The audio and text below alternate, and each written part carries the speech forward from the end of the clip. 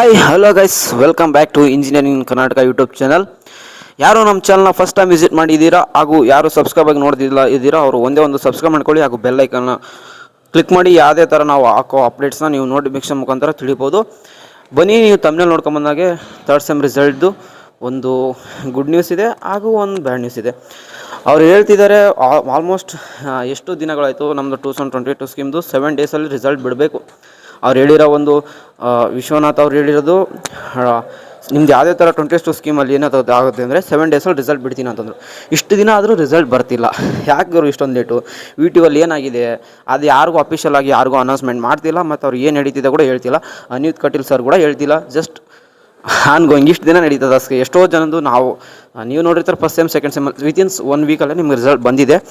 ಮತ್ತು ಹಾಗೂ 7th sem 5th semester ಕೂಡ ಆದಷ್ಟು ಬೇಗನೆ ಬಂತು. ಥರ್ಡ್ ಸೆಮ್ದು ಇಷ್ಟೊಂದು ಲೇಟಾಗಿ ಯಾಕೆ ಆಗ್ತಿದೆ ಅಂತ ಇನ್ನೂ ಗೊತ್ತಿಲ್ಲ.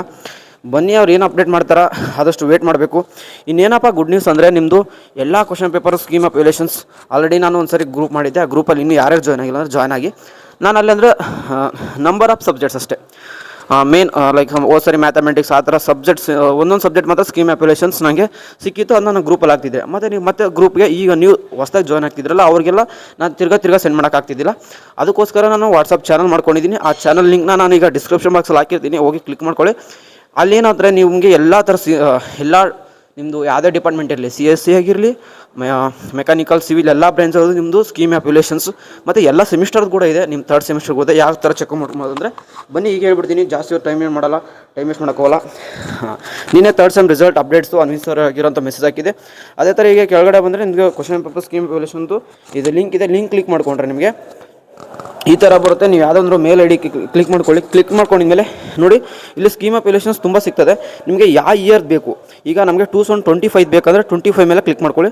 25 ಕ್ಲಿಕ್ ಮಾಡ್ಕೊಂಡಿದ್ಮೇಲೆ ಮತ್ತೆ ನಿಮಗೆ ಯಾವ್ದು ಎಕ್ಸಾಮ್ಸ್ ನಿಮಗೆ ಡಿಸೆಂಬರ್ 2024 ಮತ್ತು ಹಾಗೂ ಜನವರಿ 2020 ಮೇಲೆ ಅದ್ರ ಮೇಲೆ ಕ್ಲಿಕ್ ಮಾಡ್ಕೊಳ್ಳಿ. ಕ್ಲಿಕ್ ಮಾಡ್ಕೊಂಡ್ರೆ ನಿಮಗೆ ತುಂಬ ಸಬ್ಜೆಕ್ಟ್ ಬರ್ತಾವೆ. ಹೇಳ್ತೀನಿ ನೋಡಿ, ಎಲ್ಲ ಸೆಮಿಸ್ಟರ್ದು ಇದರಲ್ಲಿದೆ.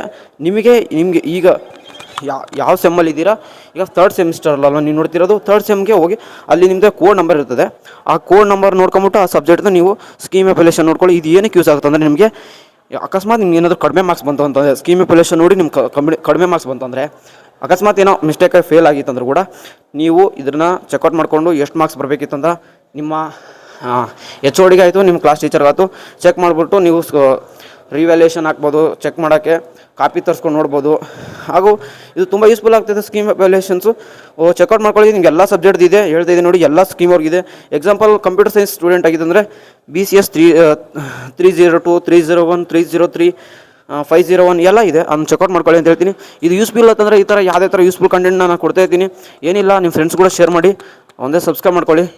ಥ್ಯಾಂಕ್ ಯು ಫಾರ್ ಇಷ್ಟು ಬೇಗನೆ ಒಂದು ಸಬ್ಸ್ಕ್ರೈಬ್ ಕಂಪ್ಲೀಟ್ ಮಾಡಿದ್ದೀರಾ. ಬನ್ನಿ ಮುಂದೆ ಹೋಗೋಣ, ಏನಾಗುತ್ತೆ ಗೊತ್ತಿಲ್ಲ. ತುಂಬ ಥ್ಯಾಂಕ್ಸ್ ಅಂತ ಹೇಳ್ತೀನಿ. ಸಿಗೋಣ ಗಾಯ್ಸ್ ನೆಕ್ಸ್ಟ್ ವಿಡಿಯೋದಲ್ಲಿ. ಟೇಕ್ ಕೇರ್, ಬಾಯ್.